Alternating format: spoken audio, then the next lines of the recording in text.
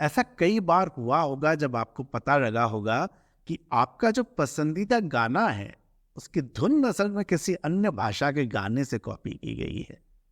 फिर धीरे धीरे आपको पता लगता है कि ऐसा एक नहीं कई गाने हैं और कुछ संगीतकार तो गाने कॉपी करने में महारत हासिल कर चुके हैं, इस हद तक कि उनकी आधी रचना ही कॉपी है। मगर जब आप इन संगीतकारों से पूछेंगे तो वो आपको कहेंगे कि नहीं जी, हमने कॉपी नहीं किया है, हमने सिर्फ उनसे इंस्पिरेशन ली है। इंस्पिरेशन यानी कि प्रेरणा ली है। नमस्ते दोस्तों, मेरा नाम है नवीन चौधरी और आज नवीन की नुक्कड़ में हम बात करने जा रहे हैं कि सोशल मीडिया के इस दौर में, डिजिटल युग में, इंस्पिरेशन, इन्फ्लुएंस और कॉपी के बीच में कहाँ पर लाइन पूरी मिटती चली जा रही है। देखिए, हम सब कहीं ना कहीं से किसी न किसी से इंस्पिरेशन या प्रेरणा लेते हैं, इन्फ्लुएंस होते हैं और आगे बढ़ने के लिए ज़रूरी भी है हम किसी को कुछ अच्छा करते देखें, उससे प्रेरित हों और उसके बाद कुछ अच्छा करना चाहें। ये स्वाभाविक है। और आज के डिजिटल दौर में हम जब अपने आसपास ऐसे लोगों को देखते हैं जो कि सामान्य लोग हैं, हमारे जैसे हैं, और वो जब आगे बढ़ रहे हैं अलग तरीकों से, तो हम और ज़्यादा इंस्पायर होते हैं, इन्फ्लुएंस होते हैं।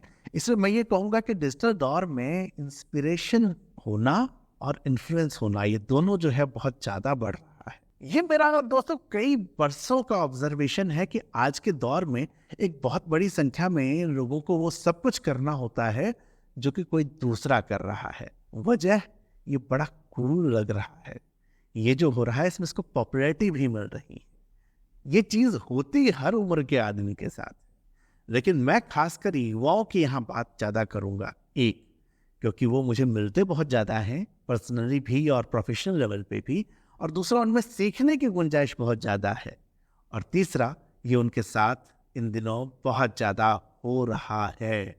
हमारे कई इमोशंस होते हैं जो हमारे व्यक्तित्व पर, हमारे विचार पर, हमारे कर्म पर प्रभाव डालते हैं। इनमें से एक है कि आप जिस भी फील्ड में हैं उस फील्ड में अच्छा करना। आप आर्टिस्ट हैं, नौकरी में हैं, व्यवसाय में हैं, उसमें अच्छा करना। अच्छा दिखना स्वाभाविक तौर पर एक मानव की इच्छा है। प्रसिद्ध होना, अगर बहुत प्रसिद्ध नहीं, शाहरुख खान नहीं हो सकते, लेकिन आसपास के सर्कल में कम से कम आप प्रसिद्ध तो हो सकते हैं। तो ये भी हमारे इमोशंस के अंदर बड़ा शामिल है। और इस सोशल मीडिया के दौर में जो है एक ऑनलाइन छवि गढ़ना कि I am this kind of person, ये भी इन इमोशन में बहुत जबरदस्त रूप से शामिल हुआ है। और सोशल मीडिया पे पॉपुलर होने की इच्छा भी लोगों की बहुत ज्यादा जो है इस बीच में मैंने युवाओं के अंदर कम से कम मजबूत होते देखा है। कई बार ऐसा होता है कि हम किसी को बहुत अच्छा लिखते हुए देखते हैं तो हम कहते हैं कि अब हमें भी लिखना है। फिर अचानक कोई जो है हमें बड़ी अच्छी ड्रेसिंग स्टाइल में दिखता है, फिर हमें लगता है हम भी ऐसे ही कपड़े पहनेंगे। कोई आदमी जो होता है वो सिर्फ अपनी एक छवि गढ़ने के लिए कुछ भी लिख रहा है जिसको मानता ना हो, फिर हमें लगता है कि हम भी ऐसा जो है कुछ हर विषय के ऊपर अपने विचार रखेंगे। देखिए, यहां तक कोई समस्या नहीं है। जैसा मैंने पहले कहा कि हम सब किसी न किसी से सीखते हैं, उससे प्रेरणा लेते हैं, लेकिन समस्या उसके बाद होती है। समस्या इसलिए होती है क्योंकि जो सीखा, जो प्रेरणा ली, क्या हम वाकई इस योग्य हैं। मैंने नौकरी में रहते हुए, मैं अलग अलग कंपनीज में अलग अलग पदों पे रहा, सीनियर पदों पर भी रहा, तो मुझे लगता है कि मेरे कैरियर में नई नई करके भी मैंने 1000-1200 लोगों के इंटरव्यू तो लिए ही होंगे। लेकिन पूरे 18-19 साल के कैरियर में 40 या 45 लोगों से ज्यादा मैंने हायर नहीं किए हैं। यानी कि 1000-1200 के इंटरव्यू में 40-45, सफलता का प्रतिशत 4% ही था। कई बार ऐसा होता था कि जो कैंडिडेट मुझे बहुत योग्य लगते थे, अच्छा कुछ होते भी थे, या कई बार कैंडिडेट को लगता था वो बहुत योग्य हैं, उनका सिलेक्शन होता ही नहीं था। और सिलेक्शन ना होने की जो बड़ी वजह थी वो ये थी कि वो ओरिजिनल नहीं थे। उनका विचार, उनका स्टाइल सब कहीं ना कहीं से कॉपी था, किसी न किसी से प्रभावित था। असल में वो प्रभावित थे, लेकिन प्रभावित होते होते वो कॉपी करने लगे। और जब आप कॉपी करते हैं, आप ओरिजिनल नहीं रह जाते। एक इंटरव्यूअर जब वो इंटरव्यू लेता है तो उसे वो नजर आ जाता है, क्योंकि विचारों में क्लैरिटी नहीं होती। मैं आपको एक एग्जांपल देता हूं। मेरे पास एक बार एक डिजाइनर का सीवी आया। सीवी बहुत सुंदर बना हुआ था, डिजाइनर का सीवी था, रंग उसके अंदर इस्तेमाल किए गए थे, अलग अलग टाइप के पैटर्न्स उसमें थे, फॉर्मेट था, इंटरेस्टिंग था। मैंने ये नोटिस किया कि इसके अंदर गहरे हरे रंग का प्रभाव उसके अंदर था। सीवी में उसने इस रंग का काफी इस्तेमाल किया। जब मैंने इंटरव्यू लिया तो मैंने उससे पूछा कि क्या कारण है आपने सीवी रंगीन बनाया, इसमें हरे रंग का बहुत इस्तेमाल है, कोई खास वजह है? तो उसने कहा नहीं ऐसा कुछ नहीं है। अच्छा, आज का दौर क्या होता है कि बड़ा वो पोलराइज दौर है, तो लोग कई बार सोचते हैं कि कहीं ऐसा ना हो कि मैं कुछ ऐसा कह दूं जिसकी वजह से इसको बुरा लग जाए और मेरा सिलेक्शन ना हो। तो मुझे लगा कहीं ऐसा ना हो, डर इसको। तो मैंने इसको फिर खरीदना शुरू किया। मैंने कहा देखिए आपने हरे रंग का इस्तेमाल किया है, और भी कोई रंग कर सकते थे, तो क्या रीज़न था कि आपने यही रंग इस्तेमाल किया, किस तरीके से किया, क्या इसके पीछे कोई थॉट है? जब आप सीवी भेज रहे हैं तो आपको कोई इसको सीवी को देख के सेलेक्ट करेगा, उसके दिमाग में क्या इमेज डालना चाहते हैं। तो इतना करने के बाद को उसके पास कोई खास वजह नहीं थी, घूमता रहा। फिर थोड़ी देर बाद उसने कहा कि असल में मैंने किसी और का सीवी ऐसा देखा था, वो मुझे बहुत अच्छा लग रहा था, तो मैंने इसके अंदर ये रंग डाल दिया, मुझे ये रंग अच्छा लग रहा था। और ये सुनने के बाद मैं बहुत निराश हुआ। ये एक डिज़ाइनर था जिससे मैं कि एक क्रिएटिविटी की उम्मीद कर रहा था। रंगों का इस्तेमाल एक डिज़ाइनर के लिए कितना महत्व रखता है आप समझ सकते हैं, मैं उसकी उम्मीद कर रहा था। और जब ये जवाब मिला, मेरा दिल जो है ना टूट गया, आवाज़ नहीं आई बस उसकी। शायद वो मुझे कह सकता था कि देखिए मैंने रंग का इस्तेमाल इसलिए किया है क्योंकि मैं एनवायरनमेंट फ्रेंडली हूँ, या ये रंग कूल है, उसके एस्पेक्ट्स पे वो बात कर सकता था। तो ये जो उसकी क्वालिटी है, जो वो डिज़ाइनर है, जब वो किसी चीज़ को कर रहा है तो अपनी उस क्वालिटी को वहाँ वो दिखा सकता था। मैं बिना डिज़ाइन किए, मैं उसके थॉट प्रोसेस के ऊपर बिना डिज़ाइन का टेस्ट संभव तो मैं सेलेक्ट कर लेता, क्योंकि उसकी सोच जो थी वो बहुत ज़्यादा क्लियर थी। लेकिन नहीं, उसने सिर्फ इसलिए किया क्योंकि उसने किसी को देखा जो सीनियर था और उसको कॉपी कर दिया। अब सोचिए रिजल्ट क्या हुआ होगा? Rejected, of course.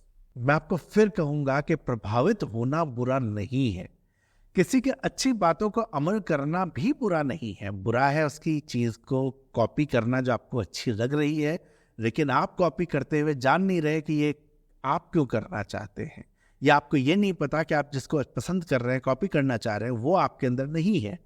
उदाहरण के तौर पर मैं बहुत सारे मेरे दोस्तों को देखता हूँ क्या गजब का डांस करते हैं यार। मुझे जब म्यूजिक चलता है मेरे पैर थिरकते, मैं नाचना चाहता हूँ, लेकिन मेरे अंदर डांस की वो काबिलियत नहीं है। सीख सकता हूँ, हो सकता है, लेकिन मेरे अंदर जो एक बेसिक होता है ना, शुरू में नेचुरल होता है, मेरे में नहीं है। मैंने सीखने की कोशिश की, मैं नहीं कर पाया। तो मैं जो है उनसे प्रभावित तो होता हूँ, लेकिन मैं उस तरह की कोशिश नहीं करता। कभी गुनगुना लेते हैं, गायक नहीं हूँ मैं, ये भी मुझे पता है। तो मैं जो है कभी उस चीज को उस तरीके से प्रयास नहीं करता, इसलिए किसी को कॉपी नहीं करना है। ये तो बात हुई एक कैरियर की। अब मैं आपको दूसरी बात, जो कि आज की तारीख में मुझे युवाओं के अंदर बहुत ज्यादा होता दिख रहा है, और ये जो है परेशानी का विषय हो सकता है, और कई बार इसकी वजह से लोग डिप्रेशन में चले जाते हैं।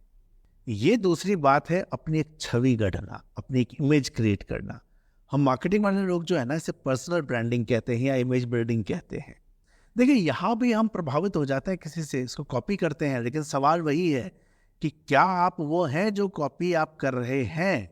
मैंने जैसे अपना उदाहरण दिया कि मैं वो काम नहीं कर सकता जिसका मुझे शौक भी है, या किसी को करते देखता हूँ। जो हमारे ग्रुप में गाता था ना लड़का, यार वो लड़कियों में बड़ा पॉपुलर था, इसलिए मैं भी गाना चाहूँ तो मैं जो है पॉपुलर नहीं रहूँगा, क्योंकि मैं जिस तरह का गाता हूँ वो नहीं चलेगा। तो सोशल मीडिया के दौर में जो है ये कॉपी करने वाला, इमेज कॉपी करने वाली जो समस्या है वो और गहरी हुई है। एक युवती को मैं जानता हूँ जो सोशल मीडिया में जिस सर्कल में रहती है, वहां पर कई लोग किताबें पढ़ते हैं, तो उसको बड़ा अच्छा लगता है लोग कितनी इंटेलेक्चुअल बातें करते हैं, और सर्कल में लोगों का उससे परिचय है लेखकों से। ये उस सर्कल में जुड़ी, और इसने जो है वहां पर देखा कि हर कोई किताब की चर्चा होती है, तो ये हर चर्चा के बाद, ये किताबें नहीं पढ़ी हुई है, तो हर चर्चा के बाद कहती है अरे वाह ये किताब मैं पढ़ना चाहती हूँ। और कहती ही नहीं है दोस्तों, खरीदती भी है। चर्चा के बाद आप प्रभावित हो सकते हैं, आप किताब पढ़ना चाहते हैं, आप किताब खरीदते हैं, लेकिन जब आप उसकी खरीद देखेंगे तो बड़ी अजीब किस्म की होती है, उसका टेस्ट आपको समझ नहीं आता। अच्छा, मजेदार ये होता है कि किताबें खरीदने के बावजूद उसने पढ़ी एक भी किताब नहीं है।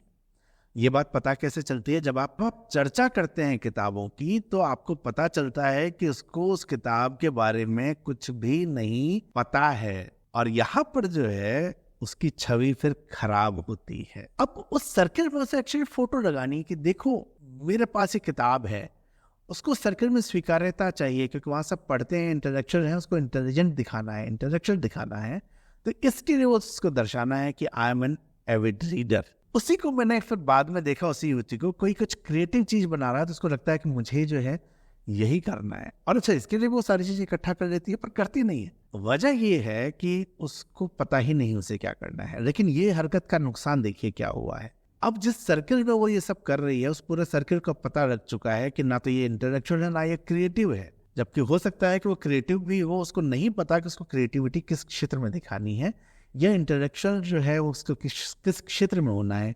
किताबें पढ़नी है तो उसे कौन सी पढ़नी है, उसे ये बात अभी नहीं पता, लेकिन उसके बारे में संदेह होना शुरू हो गया है। अब उसे कई बार चर्चाओं में इग्नोर किया जाता है तो उसे बहुत बुरा लगता है। ये सवाल आता है मन में कि आपको अपनी स्वीकार्यता उस सर्कल में बढ़ानी क्यों है जो आपकी नहीं है? क्या सिर्फ इसलिए क्योंकि वो कूल लग रहा है? और बढ़ानी है तो क्या यही एक तरीका है? क्या किताबें पढ़ने वाले ग्रुप में आप अपने किसी और हुनर के जरिए अपने आप को स्थापित नहीं कर सकते? किताब पढ़ने वाले जो लोग जब किताबों की चर्चा करते हैं तो बड़ी डिटेल में चर्चा करते हैं। क्या आप उनसे डिटेलिंग सीख सकते हैं? उस डिटेलिंग को किसी भी उस काम में इस्तेमाल करना जो काम आप करना चाहते हैं, ये बहुत आसान है। अच्छा, ऐसा ही एक युवक मुझे मिला। इस युवक को सोशल मीडिया पर सभी प्रसिद्ध लोगों का भाई बनना है। वो हर लेखक, गायक, जहाँ तक एक्टर जो आ जाए शहर में, कोई बड़ा आदमी, जहाँ तक उसकी पहुंच हो पाती है, वो कोशिश करता है उनसे मिलने की, और इतने लोगों से मिलने जुलने की वजह से पहुंच भी जाता है। जब अब मैं उसको सुनता हूँ तो मुझे यह समझ में आता है कि सीखना या सुनना इसका उद्देश्य नहीं है। असल में उसको सोशल मीडिया पर एक बहुत कनेक्टेड और इंटेलिजेंट आदमी की छवि करनी है, और इसके लिए उसको क्या करना होता है, इन सब भाइयों की, जिनका उसको भाई बनना है, उनकी नेम ड्रॉपिंग करनी है। वो जब आपसे मिलेगा, वो एक किसी अगर बड़े आदमी से मिलेगा तो उसको किसी दूसरे बड़े आदमी का नाम डालेगा। ऐसे ही वो जगह जगह जगह जगह अपने दोस्तों में भी इस तरह की नेम ड्रॉपिंग करता है। अच्छा, अगर दो बड़े लोग इस तरह की कुछ बात कर रहे हैं तो उनकी बात को सुनता है, और सुनने के बाद उस बात को अपने सर्कल में ऐसे सुनाता है जैसे सारी की सारी बातें जो है उसी से हुई हैं। अब क्या होता है, देखिए दुनिया छोटी है, ये नेम ड्रॉपिंग नजर आनी शुरू हो जाती है और ये बातें भी घूम के आने लग जाती हैं। तो सब कई बार बुरा लगता है कि यार लोग मुझे इग्नोर कर रहे हैं। अब ये जो युवक है ये अपना एक बिजनेस करता है और काफी ठीक करता है। हालांकि उसका बिजनेस कोई ग्लैमरस बिजनेस नहीं है, लेकिन वो जो करता है उसकी उसको समझ है, उसको पैसा मिलता है। अब मुझे ये नहीं समझना कि उसे इस सर्कल में इन जैसा क्यों बनना है। इन जैसों के चक्कर में, इन जैसों से मिलने के लिए वो कई बार जो है अपना बिजनेस का काम छोड़ कर आता है। ये नुकसान उसके बिजनेस का हो रहा है। अगर वो जो है वही रहे तो मैं भी उससे दो नई बातें सीखना चाहूँगा, क्योंकि बिजनेस मैं नहीं जानता। तो ये जो है, आप सिर्फ एक नेम ड्रॉपिंग अपनी कनेक्टेड छवि के कारण में कहीं ना कहीं बिजनेस का भी नुकसान करते हैं, और असल में लोगों के बीच में अपनी एक छवि को बनाने के चक्कर में बिगाड़ देते हैं। चलते चलते मैं आपसे एक आखिरी किस्सा शेयर करना चाहता हूँ। एक दिन मेरे को मेरी क्लासमेट से मिलना था, और उसी दिन कुछ और दोस्तों से भी मिलना था। तो मैंने दोनों को कहा एक ही जगह आ जाओ यार, मिल लेंगे। और फिर तो मेरी जो क्लासमेट है वो कस्टम डिपार्टमेंट में एसपी थी, और 2 दिन पहले उसने जो है एक बड़ा स्मगलर असाइनमेंट पकड़ा था। और मेरे जो बाकी दोस्त हैं, पत्रकार हैं, डिजिटल मीडिया पे दिखते हैं, टीवी पे दिखते हैं। तो जब हम लोग सब इकट्ठे मिले तो मेरे वो पत्रकार दोस्त एकदम एक्साइटेड हो गए कि जब वो कस्टम की एसपी है, ये सुनने के बाद उनको, अरे मतलब कैसे स्मगलर्स को पकड़ते हैं, वैसे ही होता है क्या जैसे फिल्मों में होता है। उन्हें अच्छा लग रहा था, किसी बार कस्टम, पहली बार वो किसी कस्टम के अधिकारी के साथ है। उससे उन्होंने बहुत सी चीजें पूछी, सुनी, सीखी, समझी।